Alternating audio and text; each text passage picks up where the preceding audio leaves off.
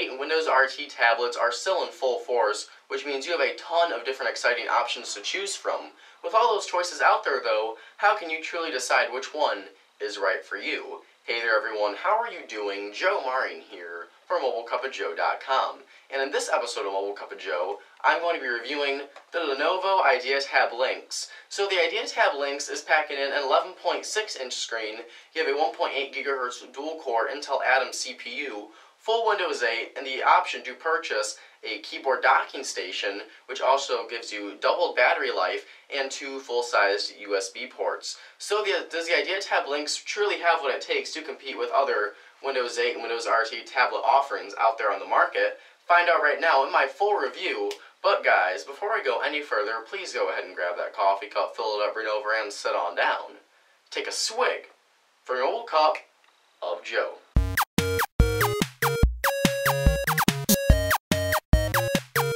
Alright, before I get too far in this review video, I'd like to give a big thank you and shout out to our friends over at Lenovo for hooking us up with the Lenovo IdeaTab Lynx and other awesome Lenovo products. It's because of companies like Lenovo that make Mobile Cup of Joe possible by sending us their products and allowing us to unbox and review them for you guys, our fans. So big thanks to Lenovo for the IdeaTab Lynx, and let's go ahead and get started with this review video. So as with all of our reviews, we start out the review by talking about some design and build quality aspects of the products. So the IdeaTab Lynx measures in at 11.8 by 7.4 by 0.37 inches, and it weighs in at 22.6 ounces. Overall, I really did like the design of the IdeaTab Lynx. Feels pretty sturdy in the hand. Let's zoom out our camera just a touch so you can kind of see the full body right here. Pretty basic, Lenovo logo up top right here, and going on to the back you have another Lenovo logo. But what I really like about the back is that it is plastic, but it has this kind of nice textured grip right here, which actually feels quite comfortable in the hand, really. I know it is plastic, it's not very premium feeling, but it does feel like a higher grade machine, and it is comfortable to hold in the hand. Now, in terms of ports on the device, when you consider that this is a full Windows 8 kind of tablet/laptop hybrid, I was a bit disappointed. Let's go ahead and take a look and see why that is. On the bottom, you have a micro USB syncing/charging port right here. Going on to the right, you have a 3.5mm headphone jack right there, along with a mini HDMI port. Going up to the top right here, we have a flap that opens up to reveal our micro SD card slot. Would have been nice to see full-size full-size SD card slot since this is a full Windows 8, but you are limited to a micro SD, and the thing is upside down now. And really, that's about it for your ports right there. If you purchase the keyboard docking station, like we mentioned in the intro to this video, you do get 2 full-size USB ports, but that docking station is an extra $200, and the USB ports are the slower USB 2.0 rather than USB 3.0. Lenovo did not include the keyboard docking station for us to test out with the Lynx, so we can't really give a full opinion on that. But $200 for USB 2.0 doesn't sound like that great of a deal. So again, we didn't really get the chance to actually review it, but just keep that in mind when you consider the keyboard docking station and the extra ports you would get if you decided to purchase it. Now, in terms of hardware buttons on the device, the first one you'll notice below is your physical Windows Home button right here, which if you look is pretty flush with the bezel or the lower bezel of the screen right here, and was actually didn't provide as much feedback as I would have liked it to. You can see here that, you can press it and it works just fine, but it does not provide a lot of feedback, and since it is so flush with the bezel, it can sometimes be kind of hard to tell if you're actually pressing it or not. So that's my really only gripe with the hardware buttons. The rest of them work fine. On the left-hand side, you have your screen rotation lock button right there, and then your volume rocker, and then up top you have your power/lock button. Now, in terms of speakers, you have 2 stereo speakers, one right here on the left and another over here on the right.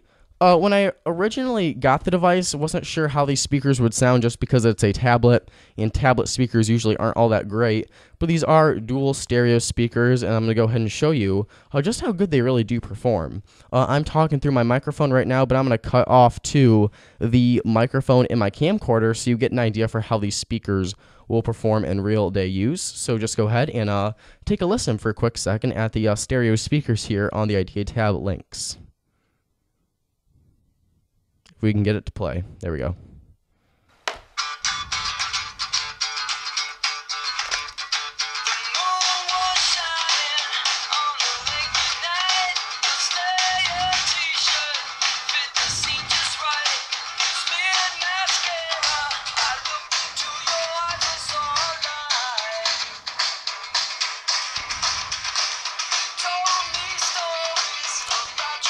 So you can see that it performs pretty nicely. You got nice kind of sounding bass. Overall, was pretty pleased with the speaker quality here on the Lynx. Again, you don't usually get high grade speakers on a tablet, so it was nice to have that here on the IdeaTab Lynx.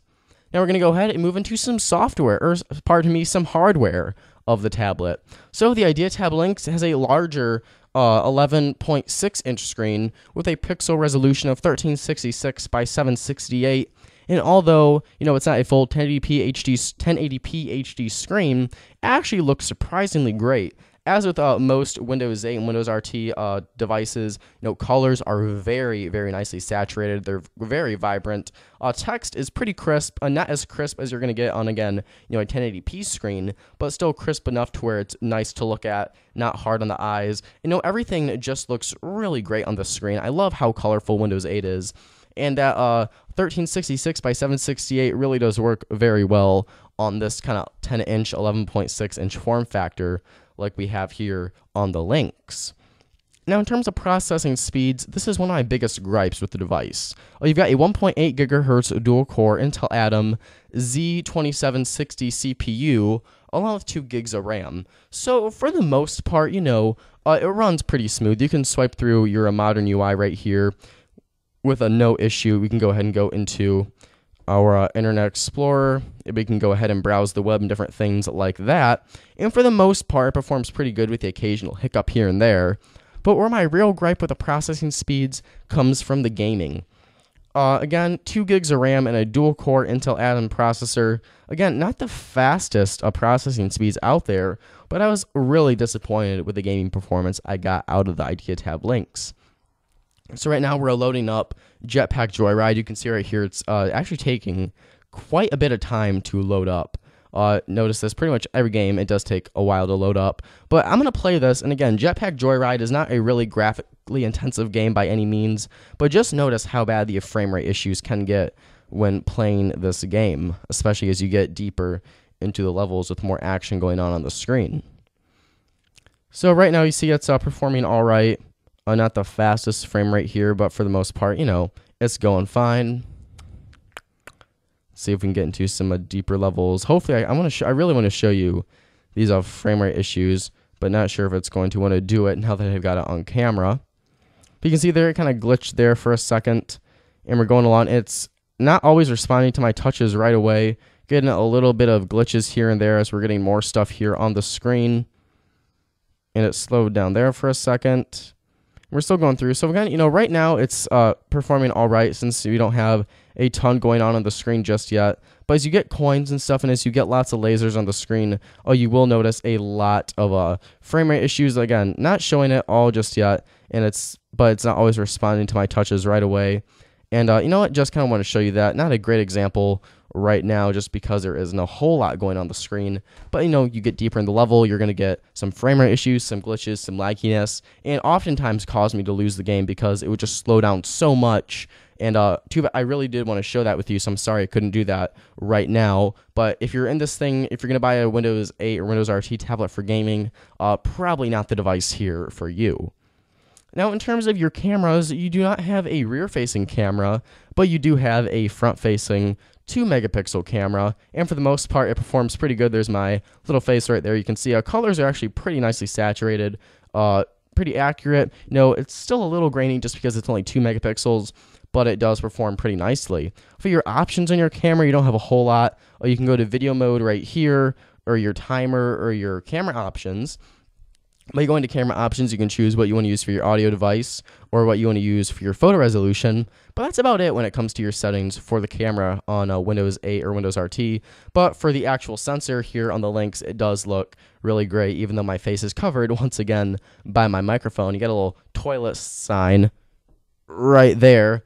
So that way in my house, I know that it's a toilet and I don't get confused by that at all. But the camera does perform pretty good on the IdeaTab Lynx. Now, for battery life, Lenovo doesn't actually list the size of the battery on their website, but they do claim about 8 or 8.5 hours of usage time, and their claims are actually pretty accurate. In our time with the device, playing some light games, some application usage, browsing the web a lot, and streaming some music and video, we usually got about 8 hours of use before we had to put it back on the battery.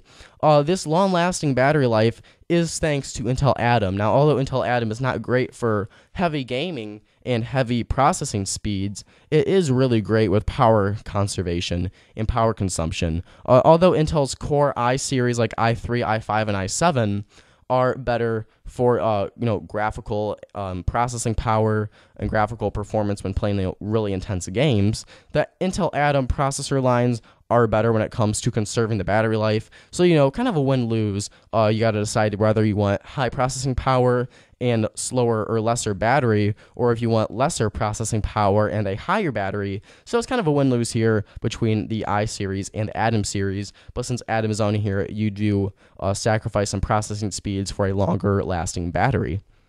Now, in terms of software, again, you are running full Windows 8 on here, so you can install full desktop applications, such as Sony Vegas Movie Studio, iTunes, Adobe Photoshop, but it is worth noting that you do not get the free Microsoft Office 2013 like you get on Windows RT. You have an icon for it here, but it just prompts you, as you can see here, to purchase Office 2010. So that is one thing I do like about Windows RT. You get, Word 2013 and Publisher and Excel and OneNote. But since this is Windows 8, you do not get those freebies. Just something I wanted to point out. Now, I've talked about some of my dislikes in Windows 8 before, so I'm not going to dive into them completely. But my biggest issue still remains with the disjointed experience between the desktop mode right here and the modern UI. Thankfully, though, Windows 8.1 is coming out later this fall as a free update to Windows 8 devices, and from what I've seen so far, it's looking like it's trying to bridge that gap between the desktop mode right here and the modern UI to kind of make it a more seamless experience. So the update will be coming to all Windows 8 devices, including the IdeaTab Lynx, later in the year. So hopefully after it does get the update, the software will get better from there. Now, for Windows 8, your applications still take some time to load up. This is true with all Windows 8 devices and Windows RT. We can tap on our weather, and you do have to wait a minute, on iOS or Android or something, it pops right up. Even though those are mobile operating systems, these are kind of like mobile apps right here in your modern UI. We can go ahead and go to our calendar app, and that even takes a little bit of time to open up. Or we can go ahead and let's go to the Windows Store, and you can see that you got to sit on that kind of splash screen of it for a bit before it fully opens it up. So, this isn't going to bother the average consumer, but just someone like me or a techie like you will notice, Windows 8 does take a little bit of time to open up applications. Now, one thing I really do like about Windows 8 and Windows RT that I haven't mentioned before in a review of a product running these operating systems are the pre-installed applications, and just how clean and good they look. For example, the weather application, fantastic. You've got your current temperature right here, your location, actually not my correct location, don't know why it shows Grayling, but you got your little 1, 2, 3, 5-day forecast there.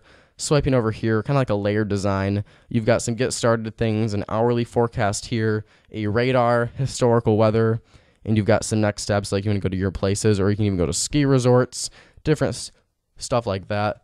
Got to sneeze. I'm going to try to hold it.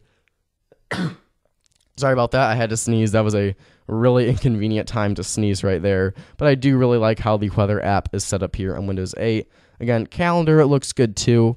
very clean, kind of nice layer design. It just looks really, really great. So all in all, again, I haven't pointed this out before, but the pre-installed apps and really all the apps you get on Windows 8 or Windows RT have this very nice, clean look and feel and are just really fun to use. Now, Microsoft's Windows Store is the place you're going to go for all of your mobile applications.